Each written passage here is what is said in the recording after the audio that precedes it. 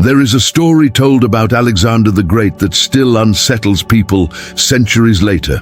At the edge of the known world, after defeating every enemy in his path, the greatest conqueror in human history is said to have broken down and wept.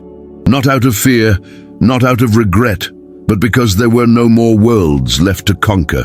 Think about that for a moment. A man who possessed absolute power, endless glory, and the loyalty of an empire still felt an unbearable emptiness. Was this the boredom of a god among men, intoxicated by his own greatness? Or was it the anguish of a soul that conquered everything except the one thing that truly mattered? Himself. Alexander was not an uneducated brute. He was trained by Aristotle, the most influential philosopher of his age. And Aristotle stood at the intellectual crossroads that would later give birth to Stoicism. Alexander lived at the very dawn of the philosophy that teaches mastery over the inner world. Today, we place this titan of history on trial in a Stoic court. The question is not whether Alexander was great. His military brilliance is undeniable. The real question is far more uncomfortable. Was he wise? Was he virtuous? Or was he, despite conquering the world, a slave to his own ambition? Welcome to the Stoic Lighthouse. This is the place where ancient wisdom cuts through modern confusion, where philosophy is not about comfort, but about clarity, where power, ambition, and character are tested under the harsh light of reason. If you want guidance toward calm, discipline, and inner strength, make sure to like this video and subscribe to the channel. It helps this light reach those who are still lost in the fog. Today, we will examine 6 crucial pieces of evidence from Alexander's life, acts of almost superhuman courage and visionary leadership, but also uncontrollable rage, ego, and an insatiable hunger for glory.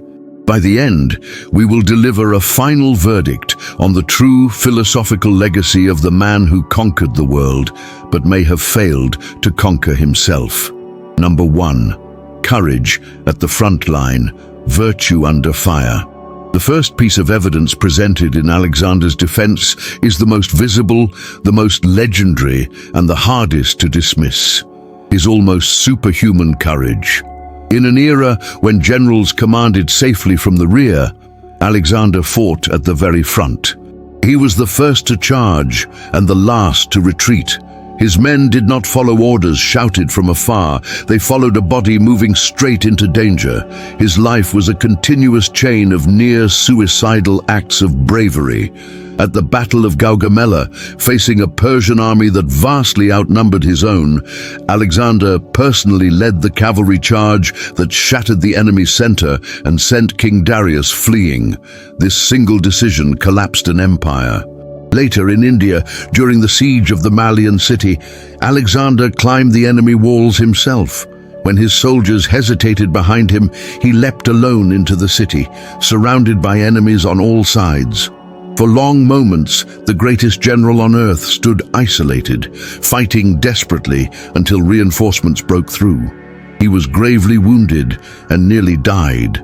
This was not reckless savagery. This was courage, as the ancient Greeks understood it. Aristotle, Alexander's own teacher, defined courage not as fearlessness, but as moral strength applied under threat. Aristotle taught, "The courageous man is not without fear, but he faces what is fearful for the sake of what is noble." Alexander feared pain, he feared death, but fear never dictated his actions. Glory, duty, and mission did. Stoicism, which emerged from this same philosophical lineage, adopted courage as one of its 4 cardinal virtues. For the Stoics, courage was wisdom under pressure. It was the ability to choose the right action, even when every instinct demands retreat. Seneca, reflecting on what true strength looks like, drew a sharp distinction between recklessness and virtue. Seneca warned, "The brave man does not rush blindly into danger, but meets it as a duty, seeing it as a test of character." Alexander's courage forged something rare: absolute loyalty. His soldiers followed him to the edges of the known world, because he never asked them to face a danger he would not face first. He shared their risks. He bled where they bled. Modern leadership thinkers still point to this principle. Simon Sinek famously describes it as leaders who are willing to eat last. Simon Sinek explains, true leaders are willing to sacrifice their own comfort and safety for the good of those they lead. In this sense, Alexander's courage was not merely personal bravado, it was service through example. His presence at the front transformed fear into meaning. It told his men that their suffering was shared, their danger acknowledged, and their mission worth the cost. The defense rests its case on this point. Whatever his flaws, Alexander possessed the courage of a warrior philosopher. On the battlefield, under fire, staring death in the face, he demonstrated mastery over fear that few humans in history have ever matched. But courage alone is not wisdom. And the Stoic court now turns to the next test. Number 2, surviving the desert. Discipline against nature itself. The second piece of evidence in Alexander's defense does not come from a glorious battlefield, but from something far more merciless: nature itself. After his campaigns in India, Alexander chose to lead part of his army back through the Gedrosian desert, one of the most hostile environments on Earth. It was a catastrophic miscalculation. The land was harsher than expected. Supplies vanished. Water became more valuable than gold. Men and animals collapsed by the thousands from thirst, hunger, and exhaustion. This was not war against an enemy. This was war against reality. In moments like these, hierarchy dissolves. Survival becomes brutally individual. And yet, it is precisely here that Alexander revealed a different kind of strength, one that resonates deeply with Stoic discipline. The most famous moment of this march was recorded by multiple ancient historians. A small group of soldiers discovered a shallow pool of water. They filled a single helmet and carried it to their king. Picture the scene. Alexander, the ruler of the known world, his throat burning, his body weakened under the sun, surrounded by dying men, is offered the only water available. He could have drunk it. No one would have questioned him. He was the king. Instead, Alexander took the helmet, thanked the soldiers, and in full view of his exhausted army, poured the water onto the sand. The historian Arrian recorded the effect of this act. The water was wasted, yet it quenched the thirst of the entire army. Why? Because in that moment, Alexander demonstrated something rarer than bravery: self-command. He showed that he would not place his comfort above the survival and morale of his men. This act mirrors a central Stoic principle: mastery over desire. Hunger, thirst, fatigue, and pain are not evils, they are tests. Musonius Rufus, one of the great Stoic teachers of discipline, emphasized that leaders must train themselves against comfort before they can command others. Musonius Rufus taught, "The man who practices endurance becomes an example, gaining loyalty not through words, but through action." Alexander's refusal to drink was not theatrical, it was strategic, moral, and deeply psychological.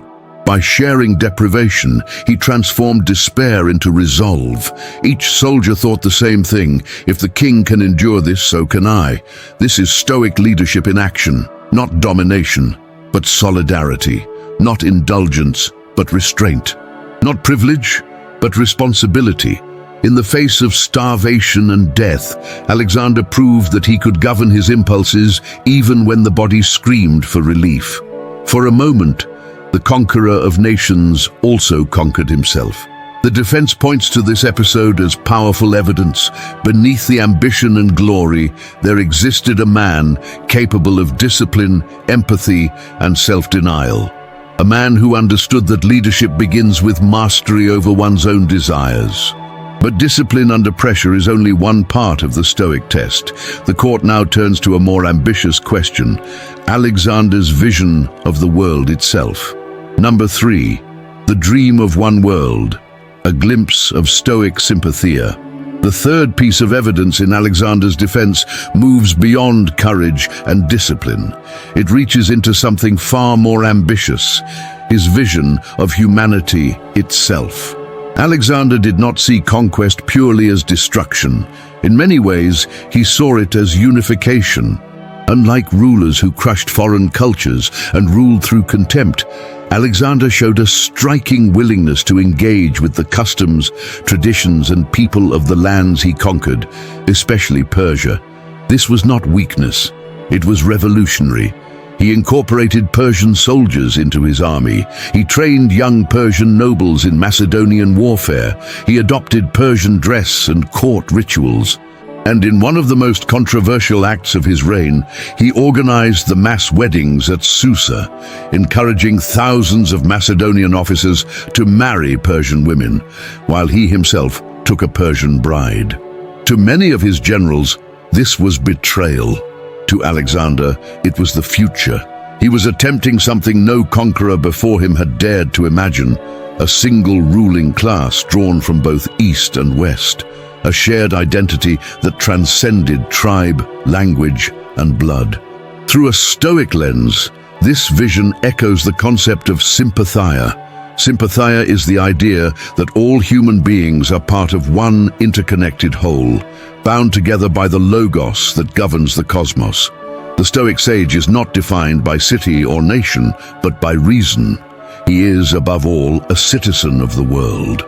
Zeno, the founder of Stoicism, articulated this radical idea in the world that emerged after Alexander's conquests. Zeno taught we should not live in separate cities and nations, each with its own laws, but regard all men as fellow citizens, sharing a common life. Alexander's empire was the first serious political attempt to move in this direction, imperfect, coercive, and often resisted, but unprecedented. The modern historian Philip Freeman highlights how extraordinary this vision was for its time. Philip Freeman writes, Alexander's idea of partnership between Greeks and non-Greeks was revolutionary. It was the first step toward a world that looked beyond race and nationality. Even if Alexander's motives were partly strategic, stability through integration rather than oppression, the result still matters. He challenged the ancient assumption that power must be rooted in exclusion. For a brief moment, Alexander glimpsed something that Stoic philosophers would later articulate with greater clarity, that humanity is not divided by nature, but by ignorance. The defense rests again. In this chapter, Alexander is not the warrior or the disciplinarian, he is the visionary, a man who, standing above the ruins of old empires, dared to imagine a shared human order. But vision without inner mastery is dangerous. And the Stoic court is about to confront the point where Alexander's greatness begins to fracture.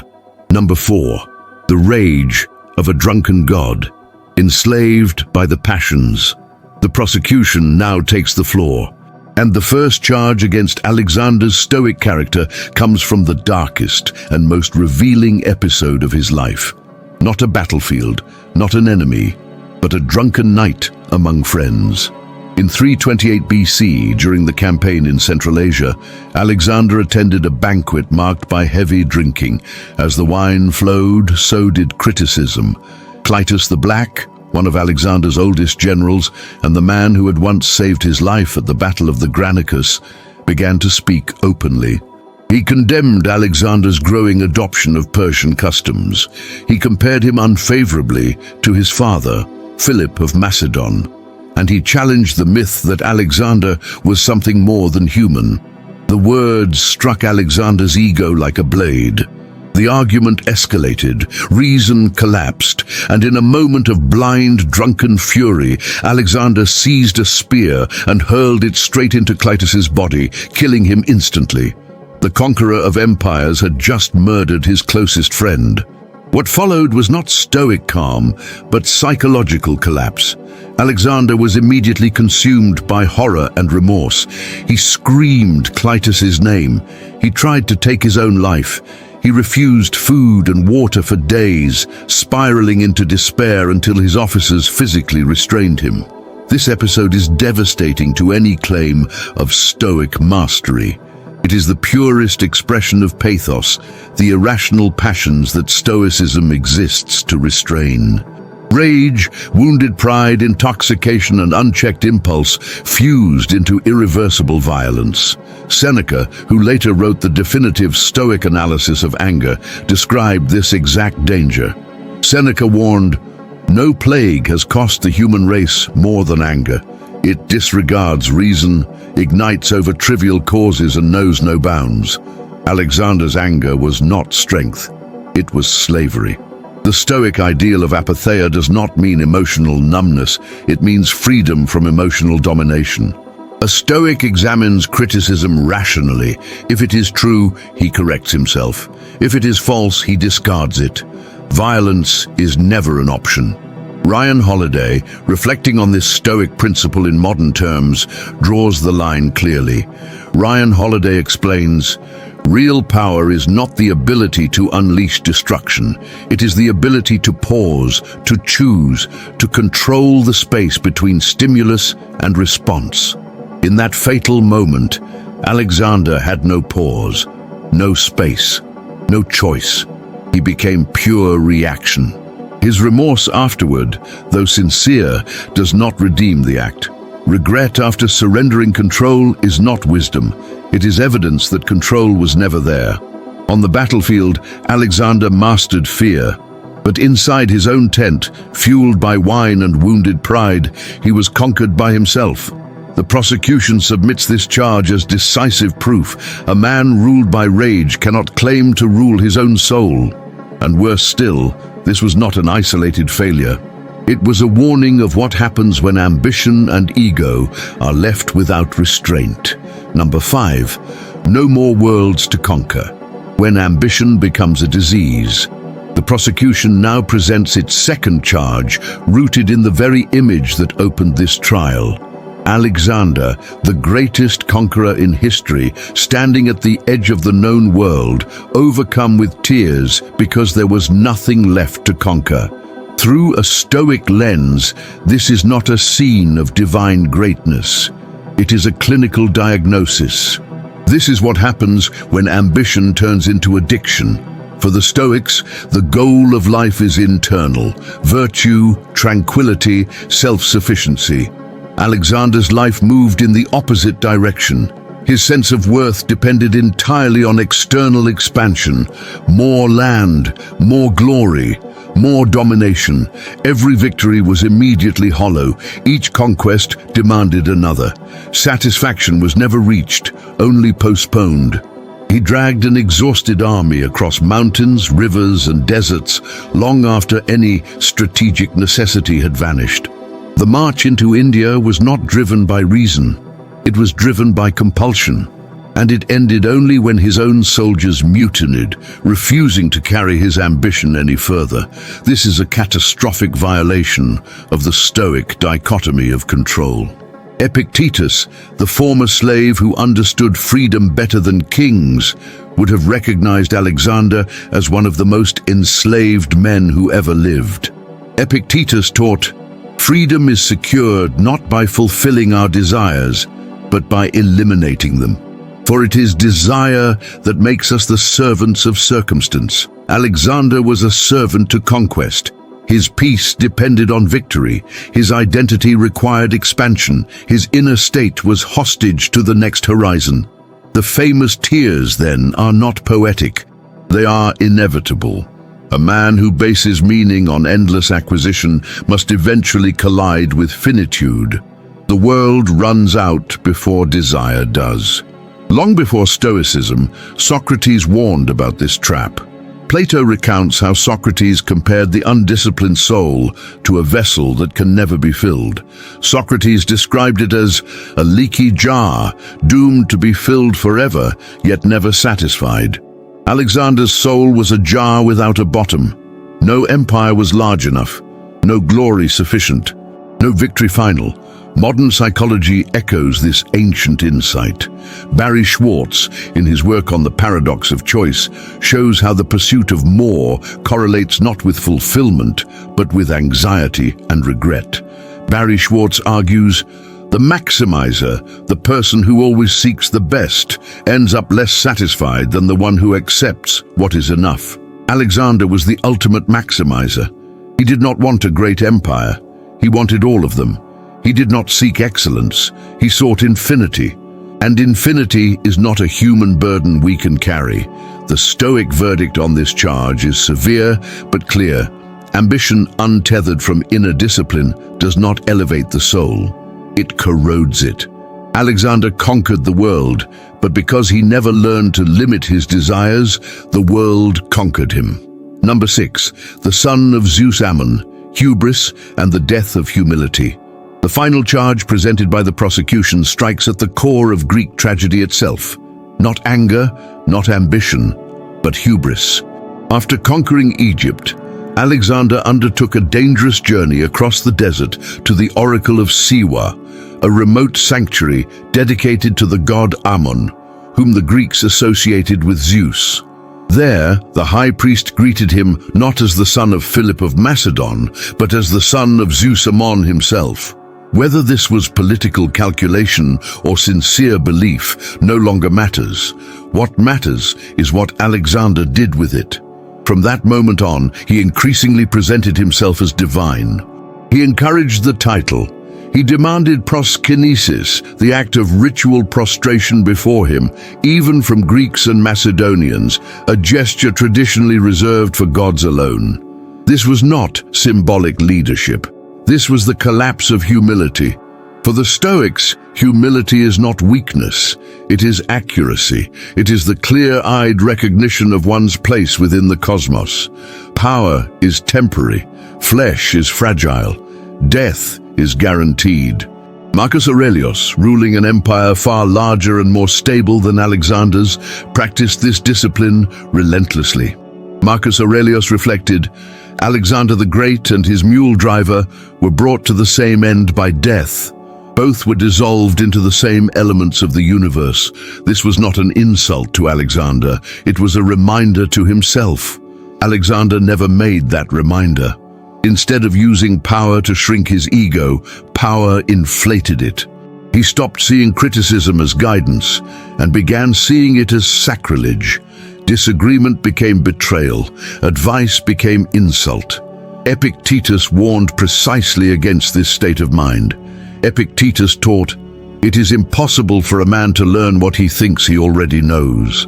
A man who believes he is a god is incapable of learning anything at all." In Greek thought, hubris is not merely arrogance, it is the fatal flaw that invites destruction. It is the moment a mortal forgets his limits and challenges the order of reality itself. Every great tragic hero falls this way. Alexander followed the same path. The modern historian Ian Worthington argues that Alexander's belief in his own divinity isolated him from restraint and accelerated his worst excesses. Ian Worthington writes, Alexander's growing conviction of his divine status cut him off from criticism and reality, paving the way for acts of tyranny and unchecked violence. Once humility dies, wisdom dies with it. The Stoic practices of memento mori and the cosmic perspective exist precisely to prevent this collapse. They remind the powerful that they are temporary custodians, not eternal rulers. Alexander abandoned that reminder. In doing so, he crossed the final line. The warrior became an idol. The leader became untouchable, and the man who forgot he was human became less than human. The prosecution rests. Number 7, final verdict, the pre-Stoic Titan. The Stoic court withdraws to deliberate. The case of Alexander the Great is the story of a man who reached the heavens and was burned by the sun. The defense showed us a figure of almost mythological stature, a warrior of unmatched courage who led from the front. A leader capable of extraordinary discipline, willing to share hunger, thirst, and suffering with his men, and a visionary who dared to imagine a unified human world beyond tribe and blood.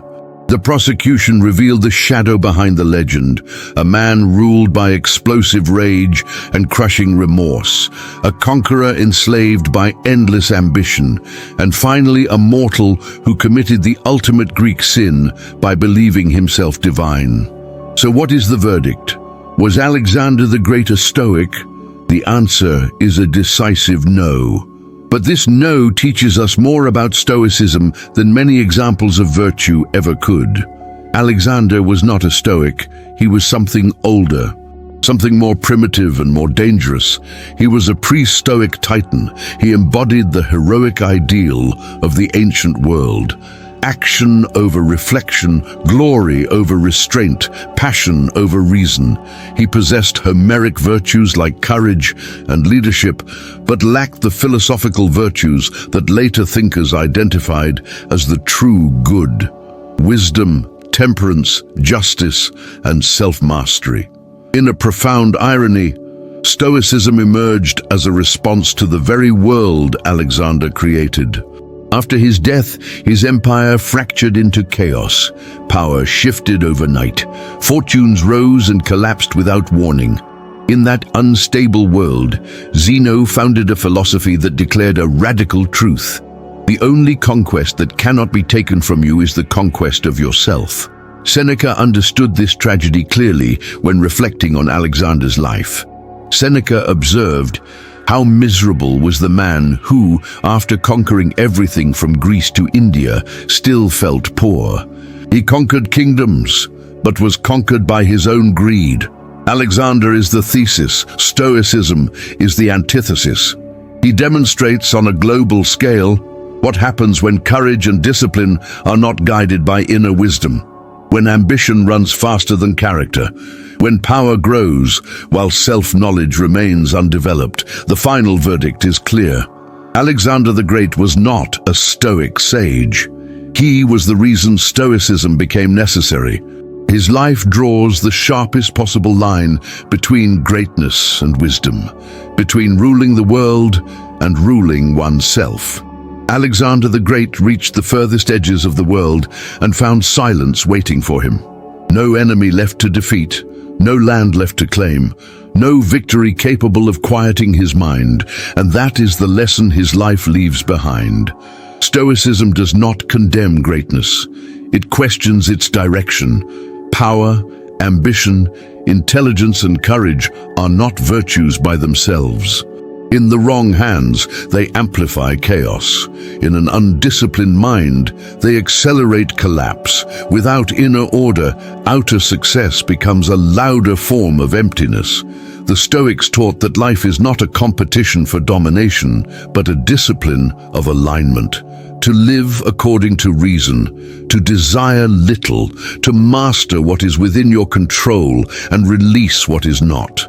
Alexander conquered continents but never learned where the true battlefield was.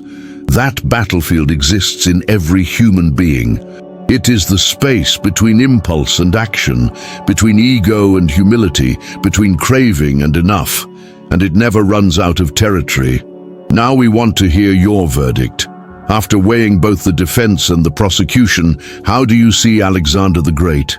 A tragic hero of unmatched courage, or a warning about what happens when ambition outgrows wisdom? Share your perspective in the comments. This conversation sharpens judgment, not just knowledge.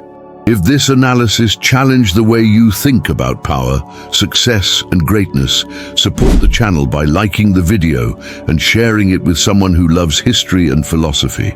And if you want more practical wisdom drawn from ancient minds, subscribe to the Stoic Lighthouse and stay with us. In the next video, we will confront a question even more dangerous than ambition itself, a question modern life avoids, but philosophy cannot. Two schools of thought offer radically different answers, and one of them may change the way you see meaning forever. We'll leave you with a final reflection that cuts through centuries of illusion. Do not seek for events to happen as you wish, but wish for events to happen as they do, and your life will flow smoothly. See you in the next video.